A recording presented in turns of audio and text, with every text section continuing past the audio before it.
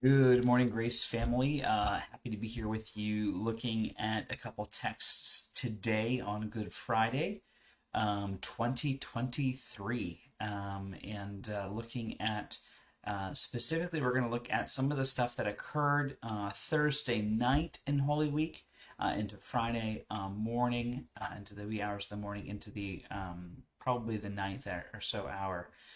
So that's what we're going to be looking at. And we'll ultimately not do the actual crucifixion itself, and we'll hold off from that. Only because we'll be doing that tonight at 6:30. So you're welcome to join us if you're able to make it. We'd love to have you, whether it's in person or whether it's online for you, whether you're able to do either or. We'd love to have you, and we're going to do a message specifically on Hebrews chapter 10. So I'm looking forward to doing that this evening. So that'll be at 6:30 at the church, and we'll have some time of worship. We'll have communion, and we'll do a message on Hebrews chapter 10 and how Christ is the sacrifice once and for all, and what that means. But this morning, let's take a look a little bit at the events that occurred last night in the Holy Week, about 2,000 years ago, and we'll kind of get into the details. Let's go ahead and read first Matthew chapter 26, verses 47 to 56. We're going to read one account from each of the Gospels today. We could, mix and match them, or we could read them all out of one, but we're going to read one out of each, just for the fun of it. So Matthew chapter 26, verse 47 says, "While he was speaking," this is referring to Jesus, "Judas came out, one of the 12, and with him a great crowd with swords and clubs, and from the chief priests and the elders of the people. Now the betrayer had given him a sign, saying, 'The one whom I kiss is the man, seize him.' And when he came up to Jesus at once, he said, 'Greetings, Rabbi,' and he kissed him. And Jesus said to him, 'Friend, do what you've come to do.' And they came up and laid hands on Jesus and seized him. And behold, one of those who were with Jesus stretched out his hand and drew his sword and struck the servant of the high priest and cut off his ear. Then Jesus said to him, 'Put your sword back into its place.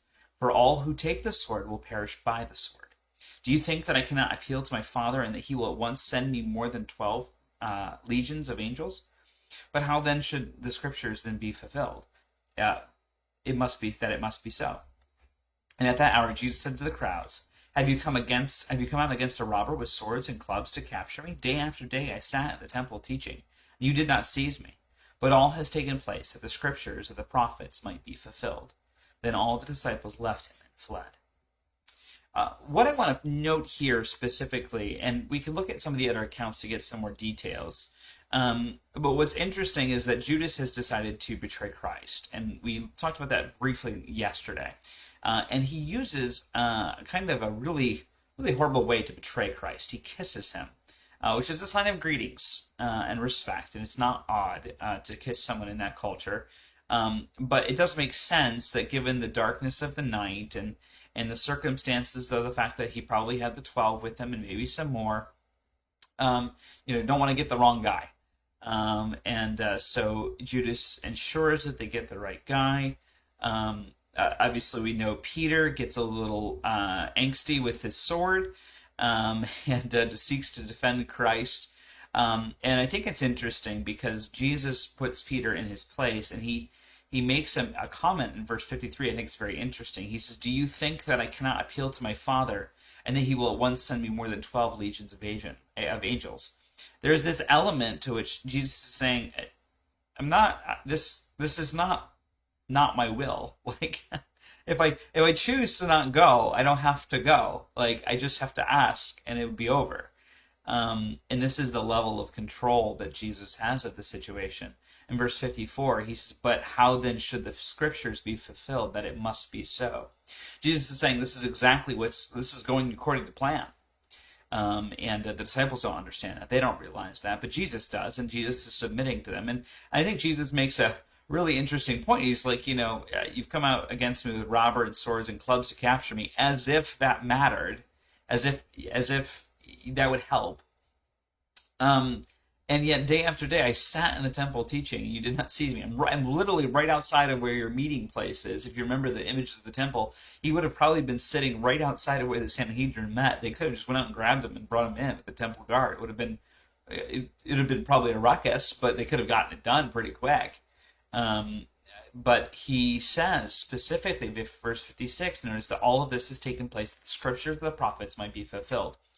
This is the idea, is that everything that's happening to Jesus is a fulfillment of the scriptures to the exact details. And Jesus' life has been prescripted. And Jesus is following in that plan of what has been previously foretold by the prophets. And so Jesus goes along with him. And the next thing that they do is they take him before the council of the high priest. And so they take him to the high priest's house, and they kind of have this courtyard meeting, and all the chief priests and the elders and scribes come together, and they kind of get a council together, an emergency in the middle of the night, and to accuse Jesus. So that's what we see in Mark chapter 14, verse 53 to 65. Let's go ahead and take a look at this section. And it says, they led Jesus to the high priest, and all the chief priests and the elders and the scribes came together, and Peter had followed them at a distance, right into the courtyard of the high priest. And he was sitting with the guards and warming himself at the fire. Now the chief priests and the whole council were seeking testimony against Jesus to put him to death, but they found none. Interesting. For many bore false witness against them, but their testimony did not agree. They didn't do a very good job of getting their act together.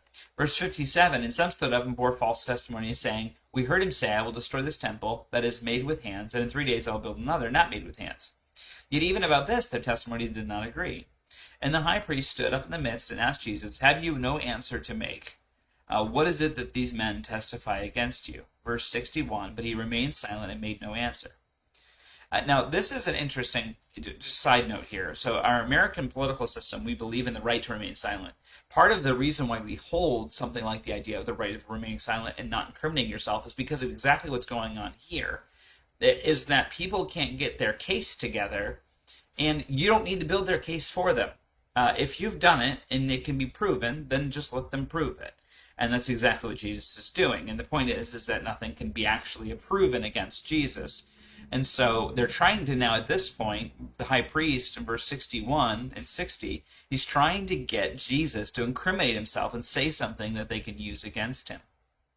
So verse 61, he remained silent, made no answer. And the high priest asked, are you the Christ, the Son of the Blessed? And this is something specifically that God, Christ, has been saying that he is. And it's interesting, Jesus says, and Jesus said, I am, and you will see the Son of Man seated at the right hand of power, coming in the clouds, with the clouds of heaven. Notice that text. We'll come back to that in a second. And the high priest tore his garments and said, what further witnesses we need? You have heard of his testimony. What is your decision? And they all condemned him as he deserved death. And some began to spit on him and cover his face and strike him, saying, prophesy. And the guards received him with blows. Now, this passage that Jesus quotes is actually a quote from, let's see if I left it up on the screen. I didn't. All right, I got to go there. Hold on 1 second here. Oh, not Daniel 6. We're in Daniel 7. Daniel chapter 7 we see, and it's one of the visions that Daniel sees. This is Daniel chapter 7, verse 13. And he says here, I saw in the night visions, and behold, with the cloud of heaven, there came one like a son of man. He came to the Ancient of Days and was presented before him. And to him was given dominion and glory and kingdom, that all people, nations, and languages should serve him. His dominion is an everlasting dominion which shall not pass away, and his kingdom is one that shall not be destroyed.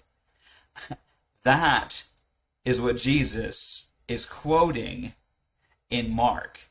That is specifically what he is saying. Oh, now let me get back to the Mark passage here. So this is specifically what Jesus is quoting. He's saying, I am that Son of Man, that I will go to the Ancient of Days, that I will sit at his right hand, and I will receive all of the kingdoms and all of the peoples of earth. That's what he's saying. He's making a claim to divinity. And the high priest recognizes it because he tears his robes and says, you've heard his blasphemy. And so this is the idea of that they're like, it's not possible. It's not possible for Jesus to be what he's claiming to be. The reality is that he is exactly what he's claiming to be right there. And for those people that say that Jesus didn't make claims about himself, there is a clear claim right there that he is the Son of Man, which is the one who the Ancient of Days gives all power, dominion, and authority. To which Jesus, obviously, at the end, after he's resurrected, says, all authority in heaven and earth has been given unto me. But we'll get there another time. John chapter 18, let's take a look at Jesus before Pilate. So Pilate enters his headquarters. So after the whole trial, the mock trial, if you will, with the high priest, Jesus is brought over to Pilate. And so, yeah, they're brought to Pilate. Pilate says, I have nothing to say. He ends up going off to Herod, comes back. Pilate and Herod become friends. And now they're back before Pilate, and they want Jesus dead. So Pilate entered his headquarters again and called Jesus and said, are you the king of the Jews? This is the accusation that the Jewish people have made against him. And it's what Jesus said in his trial to the religious leaders. However, what they accused him of is way different than what he said. And Jesus answered him, do you say this of your own accord, or did others say it to you about me? He's getting to the heart of the matter. Pilate doesn't think this. Pilate doesn't believe this is the case, that Jesus is saying this, and they're just trying to find something. Pilate answered, am I a Jew? Your own nation and your chief priests have delivered you over to me. What have you done? Like, what could you have possibly done that they want to kill you so bad? Verse 36, Jesus answered, my kingdom is not of this world. If my kingdom were of this world, my servants would have been fighting that I might not be delivered over to the Jews. But my kingdom is not of this world, from the world. This is the idea that we see with the Son of Man being given the kingdom by the Father, the Ancient of Days in Daniel. This is a spiritual kingdom that eventually will become a physical kingdom on earth, but not right now. And so verse 37, Pilate says to him, so you are a king. And Jesus says, you have said that I am king, and for this purpose I was born, and for the purpose I have come to the world, to bear witness to the truth. And everyone who is of the truth listens to my voice. Pilate, of course, says to him, well, what is truth? And after he had said this, he went back outside to the Jews and told them, I find no guilt in him, but you have a custom that I should release for you one man at Passover. So do you want me to release for you the king of the Jews? And they cried out again, not this man, but Barabbas. And Barabbas was a robber or a murderer or a person who was a seditionist to Rome. So we see that Pilate doesn't really make any decisions regarding Christ. He just kind of passes it off back to the Jews. But Jesus makes it very clear about what he's here for and what his purpose is. Then we see this last little section I'd like to take a look at, and this is the way for him on the way to being crucified. And this is according to Luke chapter 23, verses 26 through 31.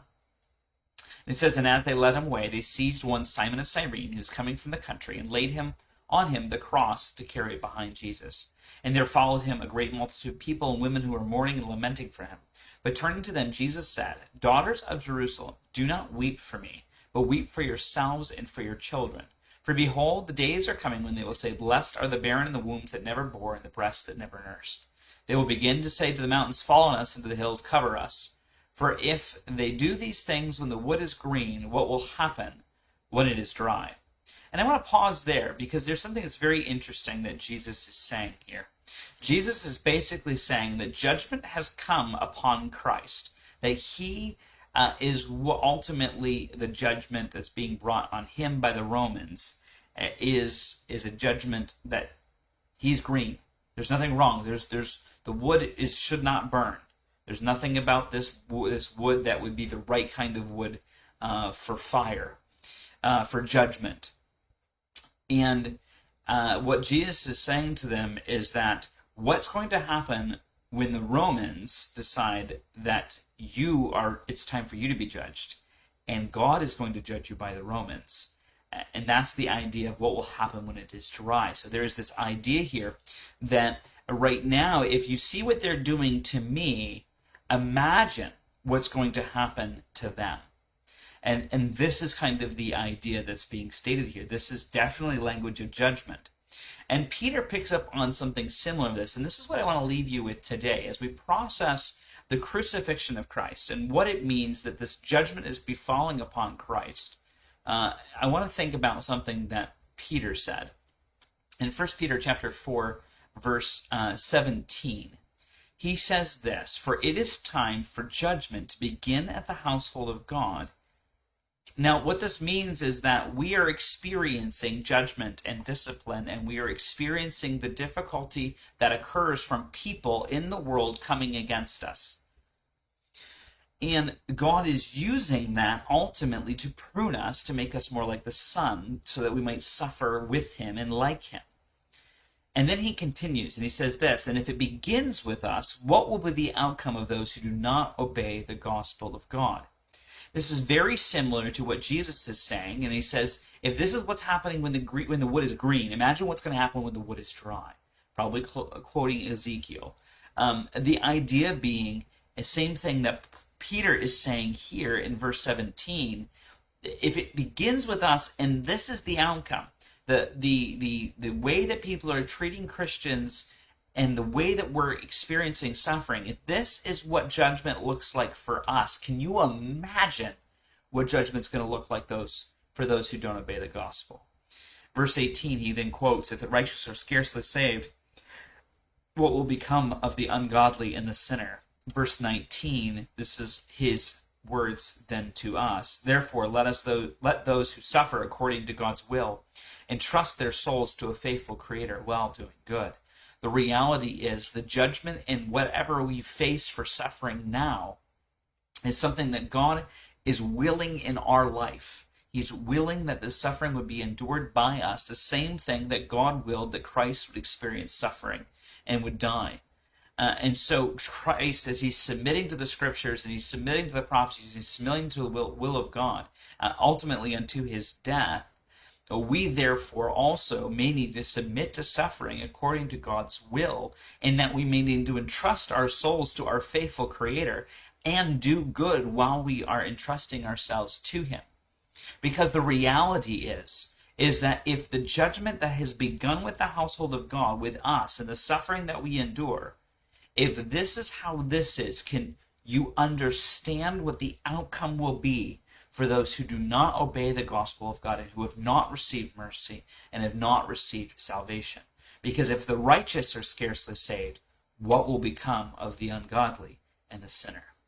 And that is what I want to leave you with today. I'm looking forward to seeing you tonight at 6:30. I want you to continue to be thinking about that specifically as we look at Hebrews chapter 10 tonight, if you're going to be with us. God bless you all. Continue to be thinking about the sacrifice that Christ has made on our behalf this Holy Week, and we will be continually mindful of the excitement and the joy that comes with his resurrection on Sunday.